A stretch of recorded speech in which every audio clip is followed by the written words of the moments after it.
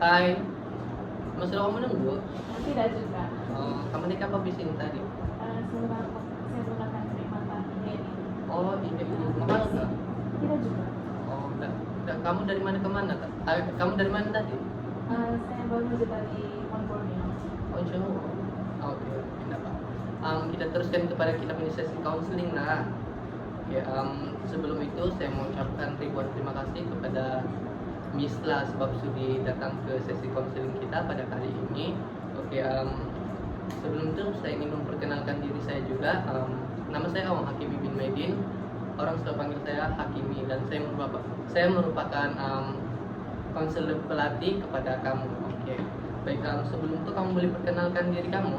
Boleh. Nama saya Estefania Alexandra Coba. Boleh panggil saya Esther saja. Oh, Esther, cantik nama. Boleh saya tahu tempat tinggal kamu di mana? Saya tinggal di area Kebayan, yaitu Kuartus Polis. Oh, Kuartus Polis ah? Ya. Oke, kamu tahu sudah kan apa yang kita buat pada kali ini? Ya. Sebelum itu juga saya mau tahu kamu pernahkah datang sesi counseling sebelum ini? Kah ini adalah merupakan first time kamu untuk datang ke sesi counseling ini? Sebenarnya sebelum ini saya pernah join sesi counseling. Oh, jadi ini kamu punya second lah? Ya, second. Oh, oke. Untuk pengetahuan kamu, dalam sesi counseling ini kita ada beberapa etika kerahasiaan ataupun limitasi yang perlu kita patuhi, di mana kita perlu mematuhinya. Jika salah satu daripada kita melanggarnya, maka sesi counseling ini akan terbatal. Sesi counseling ini akan berterusan sekiranya Puan masih mematuhi segala peraturan yang telah ditetapkan. Sekiranya hal ini berlaku di sebaliknya, seperti Puan mencederakan diri sendiri ataupun orang lain, orang OKU, kanak-kanak ataupun sebagainya, maka saya terpaksa berhubung kepada pihak ketiga untuk settlekan di benda lah. Contohnya seperti laporkan kepada polis atau pihak mahkamah.